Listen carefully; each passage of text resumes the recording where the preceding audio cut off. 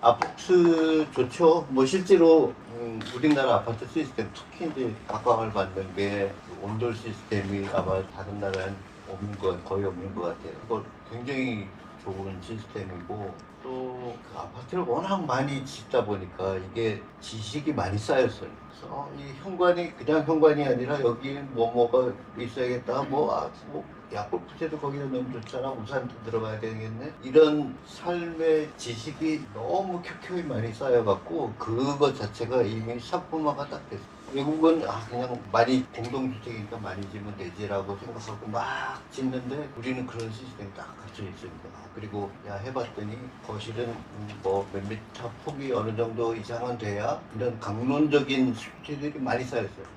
이게 쾌적해. 그리고 이 정도 평이면 방은 몇 개 정도가 돼야 돼. 그리고 우리나라 또 잘 따지는 거 있죠. 남향. 향이 좋아야 돼. 그러니까 외국 가면 향 그렇게 신경 안 쓰거든. 근데 우리는 남향에 목을 매잖아. 그래서 외국에 실제로 많이 팔린다고 그래요. 어디 뭐 동남아도 그렇고 뭐 우리나라 아파트 벤치마킹하고 꽤 좋은데 또 죄송하지만 그게 건축은 아니다. 건설의 어떤 좋은 상품은 충분히 대구도 남고 그건 충분히 인정받을 만한 것 같아요. 근데 그런 얘기를 하고 싶은 게 이제 직업이 여러 개 있잖아요. 그러면 뭐 물론 이게 흑백 논리로 이건 이거고 이건 이거라고는 못하지만 대체적으로 그 학문 내지는 직업의 부류를 이렇게 보면 지식이 쌓여갖고 지식을 많이 쌓으면 잘 나갈 수 있는 직업들이 있어요. 예를 들면 의사, 변호사, 검사, 우리나라 법을 딱딱딱 잘 외우면 사람은 상법, 이 사람은 헌법에 대해서 통달하고 법이라는 게 바뀌지 않잖아요. 이거 바뀌기도 하지만 어쨌든 한동안 고정되어 있는 거니까 지식의 범주에 속한단 말이에요. 근데 그게 아니고 지혜가 필요한 직업군들이 있어요. 대표적인 게 이제 건축인 거죠.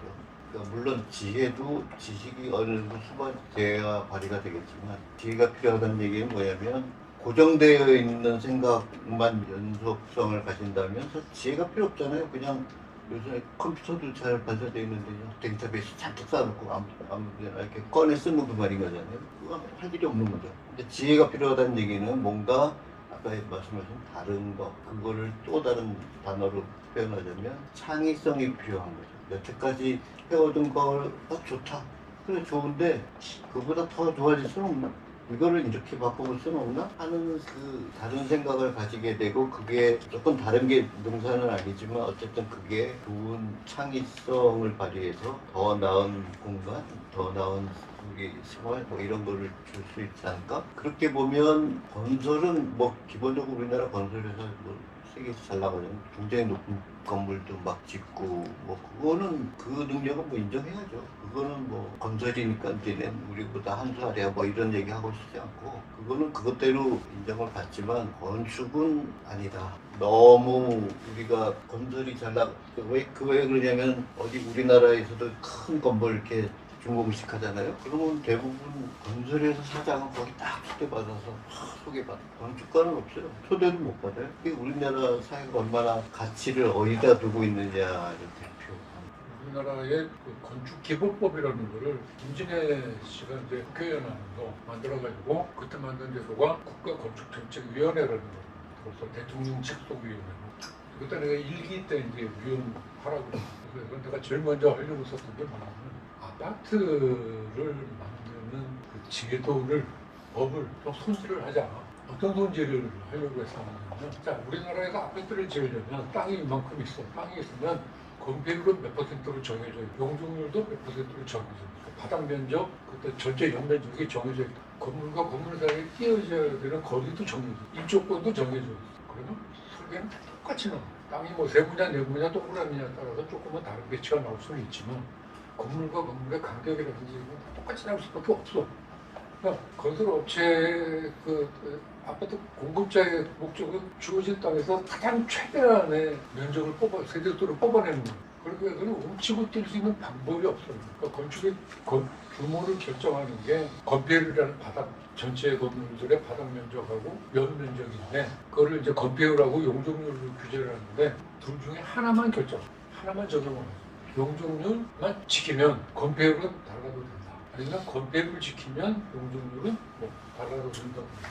하는 식의 거를 만들고 난 남양 그러는데 한겨울에 남양집에서 햇빛 들어온다고 커튼 치고 다니고 너무 뜨겁게 부르니까 근데 뭐 빛이 들어와야 뭐 건강한 환경이 된다고 하는 건 좋은데 그걸 지상에서 건물을 이렇게 쓰면 지층 바닥에서 그 햇빛 비치는 그 거리까지를 이제 지상에서의 거리를 재서 그만큼 띄어요.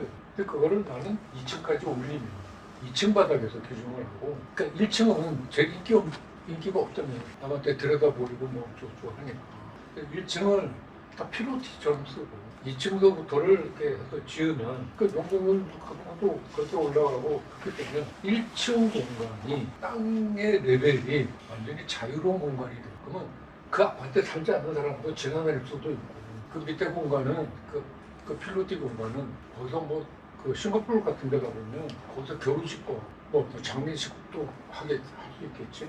그 애들 놀이터도 거기다 만들어주고 비안 맞고 놀 수 있는 그런 공간이 되니까 굉장히 다양한 공간이 만들어지는데 우리는 최대한의 세대들을 뽑아야 되는데 1층에다 집 만들지 말라고 그러면 안 되죠. 그럴 때는 높이 규정이나 뭐 이런 것들을 일조권 제한하는 것들을 하는 데를 조금 이렇게 들어주면 그 밑에 공간은 힘이 될 수 있는 거예요. 그리고 우리나라 아파트의 가장 큰 그 문제가 뭐냐면 단지화시키는 뺑 돌아서 울타리 만들어가지고 난 잠실 아파트 처음에 단지 만들어졌을 때 어떤 현상이 생겼는지 알아요? 저녁 때 애들이 학원 갔다가 돌아올 시간 되면 부모들이 밖에 안 나와서 다 기다려요. 왜냐면 그 잠실 아파트 그 긴 한 블럭이 아무도 사람이 다니지 않는 길이 어떤 누가 또 칼 들고 찌르면 우리 애 다쳐. 그걸 다 담까지 쳐버렸으니까 안에서 바깥에 무슨 일이 생겨도 그렇게 보여주려면 정문까지 나와서 돌아가요. 그런 식의 그러니까 막으면 안전하다고 생각하는데 막으면 우리도 불리해질 수도 있는 건데 그런 식으로 해버리다 단지화시키고 그다음에 이 동네에 살다가 저 동네로 가려고 하는데 단지가 되어버리면 그 사람은 옛날에 이렇게 가던 길을 이렇게 돌아서 그래요. 한강으로 가는 길에 다 막혀버리는 이유가 한강이 뭐 현대아파트니 뭐 무슨 아파트니 한양아파트니 하는 것들이 다 담을 쳐버렸죠. 벽을 쳐버렸죠. 근데 그걸 띄워주면 한강에 누구나 다 근접할 수 있는 그런 권리가 되는데 그 사람들이 뭐 무슨 권리로 한강을 독차지로 하냐.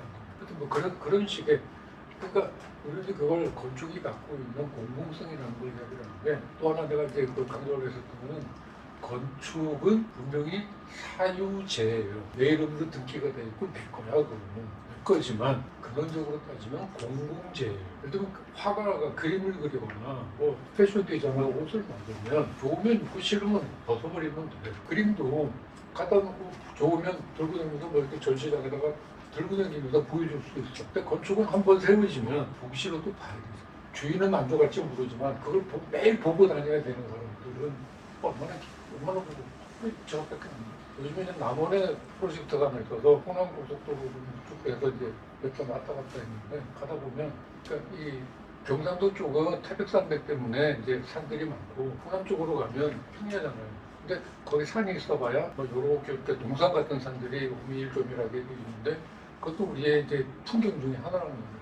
아파트들이 산보다 다 높아요. 그래서 그걸 그때 그 국권이 그때 국토부에다가 서울에 짓는 아파트의 기준을 전국에다가 퍼뜨리지 말고 도시지역과 전원지역 같은 데를 좀 구분을 해서 아파트의 제도를 좀 바꿔서 쓰자라고 했더니 또 그 담당 국장이 뭐라고 그러냐면 자기네들도 그렇게 하려고 그랬는데 시골 사람들이 난리가 우리는 왜 엘리베이터 있는 아파트에 살면 안 돼.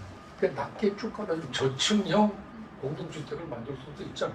아파트를 잡아들이면 되잖아. 잡아들여서 산보다는 높이 못 올라가게 돼. 그러니까 전체 풍경을, 우리 북쪽의 풍광을 해치지 않는 범위 내에서 어떤 그 융통성을 발휘를 하면 될 텐데 그거 왜 못하냐고 그랬더니 주민 그 시골 사람들에게 우리도 아파트 엘리베이터를 타고 싶다 뭐 이런 식의 이제 그 하는데 차별이라고 막 그러고 그래도 지금 보면 정말 그냥 산보다 높은 아파트들이 불쑥 솟아있는 그런 풍경을 보면 그 누가 봐도 그 아름답다고 그러지 않을 거라 다 공통적으로 생각하는 건데고 그냥 생각만 하지 그렇게 하지 말자라는 이야기를 안 해요. 그러니까 기술, 그러니까 아파트를 만드는 기술을 하려면 그거는 뭐 그런데 그 아파트에도 보면 재미난 현상이 있는데 그 소설가가 쓴 글을 한번 수필을 읽은 적이 있는데 부인이 이제 소설가든 원래 돈 버는 재도 없으니까 부인이 막 이렇게 재테크를 해갖고 드디어 아파트를 하나 샀어. 그때 이제 이사를 갔어요. 그래가지고 첫날 밤에 이제 잠을 자려고 20층 건물에 10층쯤에 이제 자기 집이었대.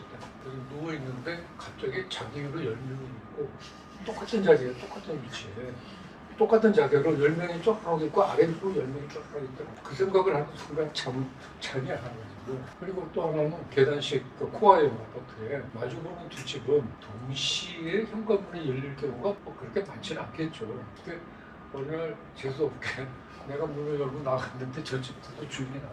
뭐 출근 시간이 비슷하니까 그런 데서 이렇게 자기 집에 미러가 거기 있다. 똑같은 집. 그러니까 물론 그거 각오하고 들어간 거예요. 다 똑같은 집이라니까 알고 들어가긴 하지만 아주 이상한 기분이 하고 똑같은 공간이 저기 또 있어. 그래서 이제 사람들이 뭘 하기 시작하냐면 인테리어를 하기 시작.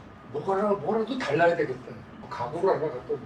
그래서 한때 요즘에는 뭐 또 다른 차원으로 바뀌었지만 한때 그 시골을 돌면서 시골의 그 뭐야 말구유라든지 뭐 소주통이라든가 뭐 이런 것들 갖다가 식탁으로 쓰고 뭐 테이블로 쓰고 하는 그런 그러니까 소위 골동품 같은 것들이 한때 유행했던 적이 있었어. 그러니까 뭔가 저 집하고는 다르고 싶은데 공간을 바꿀 수는 없으니까 액세서리라도 바꿔갖고 뭔가 좀 내 개성을 좀 만들어 보자 이런 식의 것들을 했던 거. 내가 아는 어떤 소위 졸부라고 이야기하는 어떤 친구는 이태리가 가지고 이태리 농가에 가구들 몽땅 사갖고 저기 굉장히 자랑스럽게 이걸 초대해서 자기 컬렉션이라고 보여주니까 그게 어떤 그 획일화된 질서 속에 들어가면 안정감을 느낄 거예요. 아, 나도 이제 이론이 됐다. 어떤 소사이어티에 이론의 안정감을 느끼겠지만 그 안정감이 얼마나 오래 갈지 그리고 과연 그 안정감 때문에 행복해지는 건지 그런 생각에 해봐야 되지 않을까.